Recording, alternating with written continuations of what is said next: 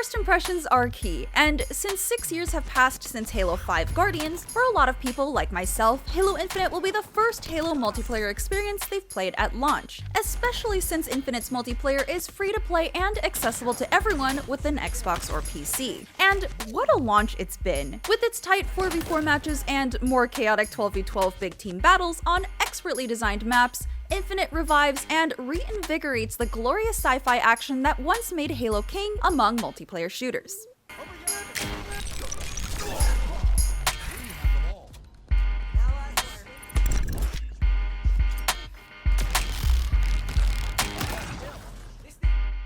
First off, Halo Infinite looks absolutely gorgeous. The environments within each map are so detailed and pretty that I'm looking forward to the campaign even more. The lighting, settings, and overall look of Infinite bring the futuristic world of Halo to modern-day glory. The most severe technical issues I've seen have been some server desync and stutters every so often. I've only experienced one crash in my 20 hours of playtime, so my experience has been pretty steady.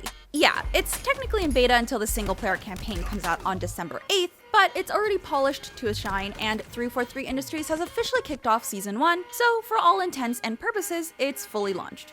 You can tell it's launched because there are microtransactions available for sale. The good news is that they're all cosmetics that have no effect on gameplay. The bad news is that the $10 Battle Pass is pretty lackluster, and the process of earning XP is super slow. Thankfully, that's being tweaked, but again, you don't need to mess with any of that just to play. It just means that the sense of progression could be better.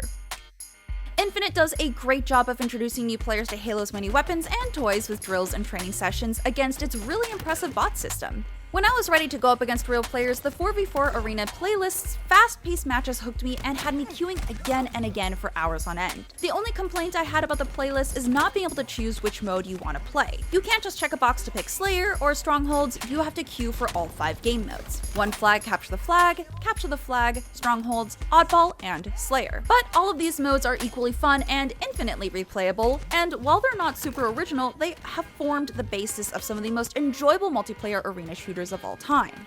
I do have a few gripes though, especially with audio. For one, barely being able to hear a 7-foot-tall, heavily armored Spartan run up behind you for a one-hit melee kill is incredibly frustrating. All the weapons and effects sound great, but the number of times I've been run up on, not even crouch stealth, and killed is kind of ridiculous.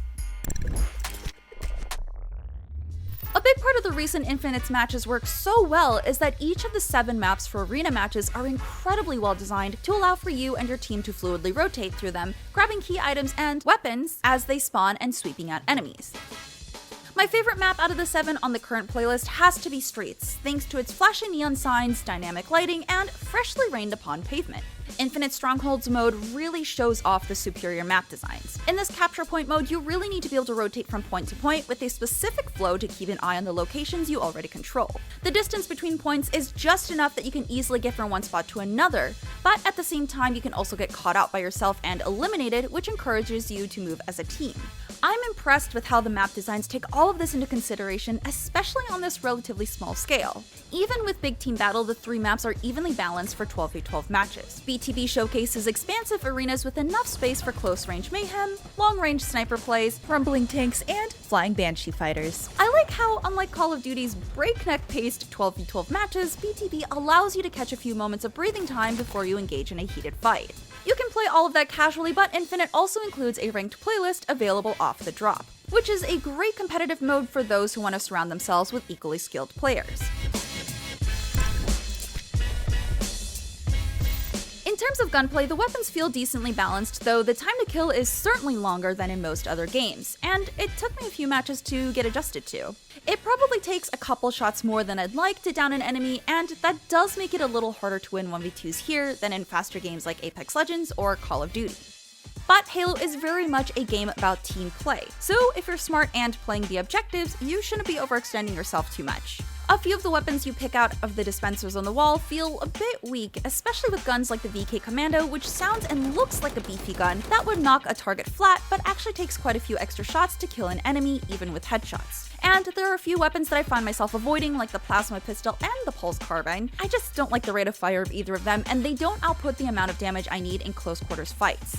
That said, the weapon variety is pretty generous. I'm a fan of the Mangler pistol since it rewards you for careful shots and can be used at close or long range. The Bulldog is my favorite shotgun because of its tight spread that can take down a target quickly, and the trusty needler is always fun.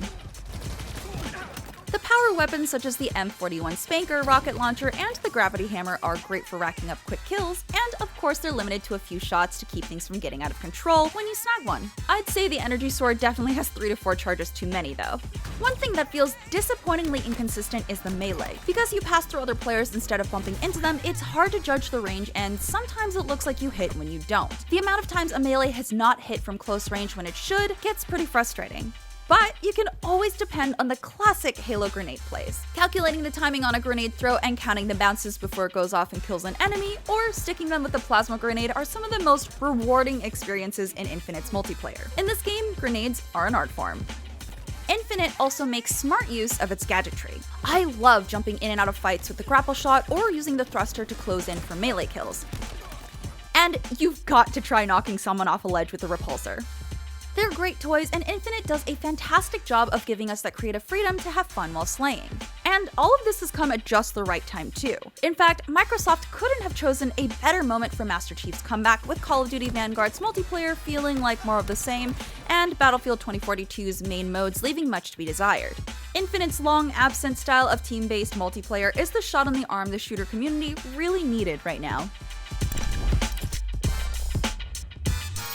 It's so nice when a game actually lives up to sky-high expectations. Halo Infinite has been one of the most anticipated games out there since it was first announced 3 years ago, and for its multiplayer component to so fully deliver on the series' classic feel, while also keeping up with the modern-day competition in the FPS genre is a huge achievement. With some fantastic map designs, a collection of straightforward but highly engaging modes for both large and small groups, excellent weapons and gear options, and those delightfully bouncy and sticky grenades, Halo Infinite's multiplayer modes put it at the top tier of competitive shooters. Impressively, it manages to give nostalgic veterans the best of what they remember Halo multiplayer feeling like, while also smoothly introducing new players to the joys of Spartan combat.